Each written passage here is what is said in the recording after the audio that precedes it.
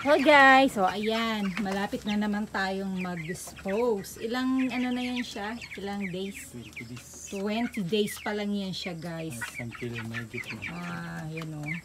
20 days pa lang siya pero yung timbang niya is mahigit 1 kilo na. Ayan. Ayan sila.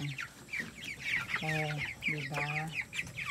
Yan yung mga 45 days namin. Tapos meron pa kami dyan yung susunod sa kanila.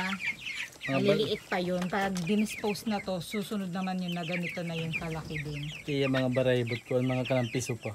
Ayan, kanang baby pa yung mga ano nila, balahibo. Kasi nga, 20 days pa lang sila. Kasi 45 days yan sila. So, dapat 45 days din ay dispose na.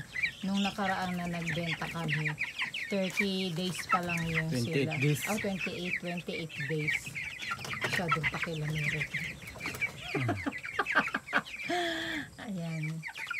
Diba? Sabi ko sa asawa ko, paabutin niya ng 45 days para talagang medyo malaki-laki na siya. 3 kilo na yan. Kasi pag ganyan na magbebenta ka, malulugi ka talaga pag ano, kasi yun na yung paglaki talaga nila. Kaya sabi ko, palakihin muna niya. Abot na yung 3 kilo. Ayan.